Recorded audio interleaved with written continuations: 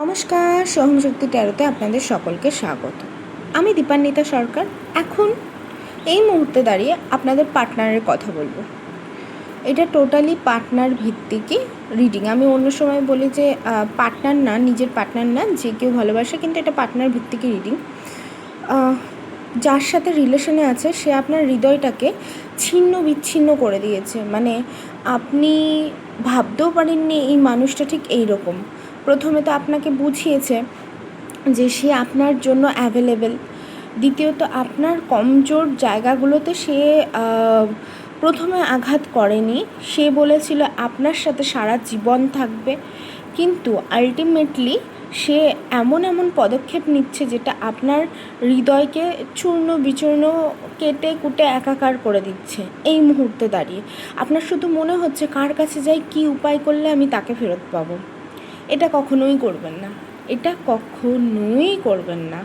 যদি মনে করে থাকেন যে টোটকা টুটকি করে তাকে ফিরিয়ে আনবেন, কখনো এনার্জি, আমরা তো এটা তো আমাদের শরীর, কিন্তু আমাদের তো ভেতরে তো একটা এনার্জি আছে যার দরুন আমরা কথা বলছি। কিছু তো আছে, আমরা যতই সায়েন্স ভিত্তিক হই আর যাই হই না কেন, লজিক্যালি ভাবি না কেন, কিছু তো একটা এনার্জি আছে যার দরুন আমরা পুরো চালিত হচ্ছি। সেই এনার্জি কিন্তু বেশি চেস করলে কাউকে, মানে আমরা ধরুন একটা মানুষ দৌড়াচ্ছে, তার পেছনে আমরা দৌড়াচ্ছি, সে কিন্তু আরও জোরে দৌড়াবে। তো সিচুয়েশানটা এরকম, ওই দৌড়ানোটাকে চেজিং বলে। আমি যদি ওর পেছনে দৌড়াই, ওটাকে চেজিং বলে।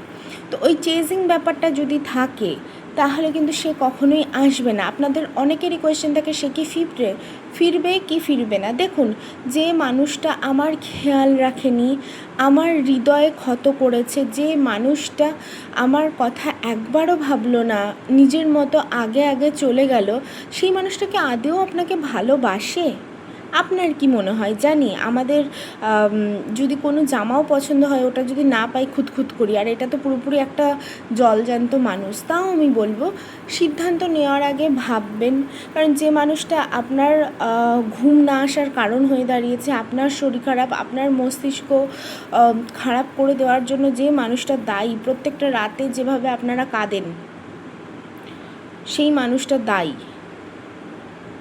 তার কাছে নিশ্চয়ই ফিরে গেলে যে ভালো কিছু হবে তাও না। তাও আমি বলবো দায়ী তো বলা যায় না, কারণ এটা আমাদেরই দোষ। আমরা তাদেরকে সেই জোনটা দিয়েছি যাতে তারা আমাদেরকে হার্ট করতে পারে। তাদেরকে আমরা সেই জায়গা পর্যন্ত পৌঁছিয়েছি যে তারা আমাদের ধাক্কা দিলেই আমরা কষ্ট পাবো। এটা তো আমাদেরই দোষ ধরতে গেলে। তাও আমি বলবো সাবধানে থাকবেন। এই জিনিসটা একটু টাইম টেকিংয়ের ব্যাপার আছে। হৃদয় তো জুড়তে সময় লাগে, কারোর 1 বছর, কারোর 2 বছর, কারোর 5 বছর, কারোর সারা জীবনেও হৃদয় জোড়ে না। তাও আমি বলবো নিজের খেয়াল রাখবেন। হ্যাঁ, আগামী দিনে হয়তো সে একটুখানি পোলাইট বিহেভ করতে পারে, তাছাড়া যে এই সম্পর্কে এই মুহূর্তে দাঁড়িয়ে কিছু আছে সেটা আমি দেখতে পাচ্ছি না।